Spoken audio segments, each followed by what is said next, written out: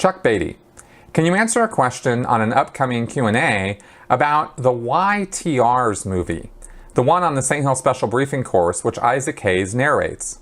I have long believed that movie's concepts get no discussion. LRH makes the point that the Class 6s need to have in memory the principles for their future lives on other planets when they find themselves sometime in a future life on a decayed civilization and they have to get Scientology going there on their own.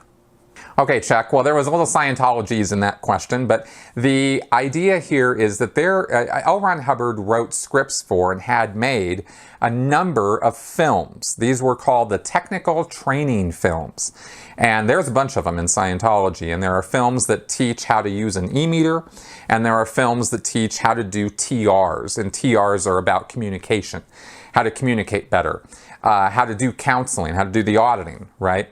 In Scientology. And so one of the films that was made was called YTRs. In other words, how come we have TRs?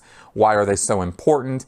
TRs stands for training routines or training regimens, and they are the drills that Scientologists do in order to learn or improve their communication skills or their ability to control things. We've talked about TRs a lot on this show and in my channel, so and you can look those up if you don't have any idea what I'm talking about.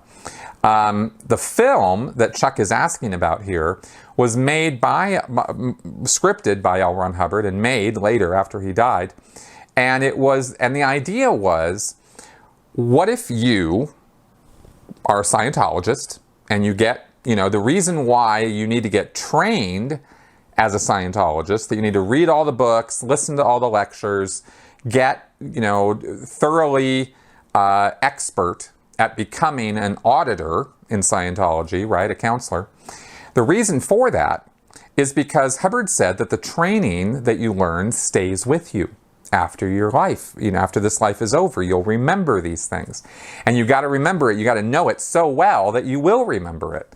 Because the premise of the film is you could wake up, or you could die here, and you could wake up on another planet, in another body, grow, as a baby, and grow up in some other civilization that never had L. Ron Hubbard connected to it, never had anything like Scientology. It might even be a primitive culture as far as its technology goes.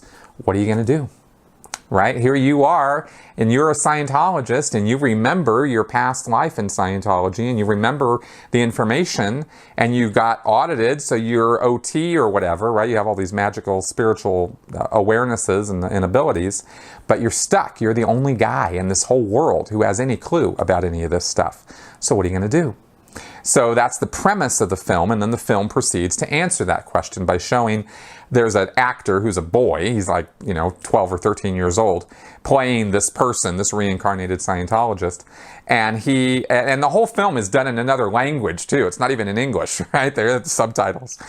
And he's in this other planet, and he is, telling people about this, this technology, Scientology, and Hubbard said you have to know the TRs because you have to start a communications course there, because that's what succeeds. That's what people want to know about, and that's what people will sign up for, and that's how you get them started.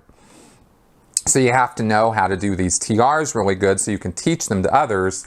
And also you're going to have to come up with an e-meter too. So you're going to have to figure that out, right? So you better understand how an e-meter works, because you might end up having to have somebody make one for you so that you can get auditing going on this other planet, right? Because you can't get to the highest levels of Scientology if you don't have an e-meter.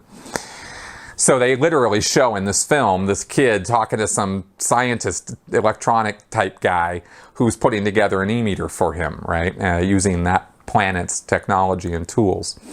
So that's the premise of the film, and it's interesting. Not too many people saw the film because as Chuck said in this question, it's only delivered. The film is only viewable if you're doing this massive high-level course called the St. Hill Special Briefing course, or the Class 6 course. And that course isn't even delivered right now. it hasn't been delivered in a couple of years. They've kind of put it, on the shelf right now, and they're not even delivering it as far as we know. I could be wrong about that as I sit here saying this, but to the best of my knowledge, they're not delivering that course. It's a course that takes about a year to get through if you do it full time. It's big. It's a full review of all the materials of Scientology. So not all Scientologists, by a long shot, have even seen this film or know anything about it. So it's not talked about a whole lot. And a lot of Scientologists kind of wondered, what's going to happen if they kick it and kick off and die, and what are they supposed to do? And this film is supposed to answer that question for them. So you'd think more Scientologists would have seen these films, but they keep a lot of those films under lock and key. So anyway, that's a little bit about that film that you might find of interest.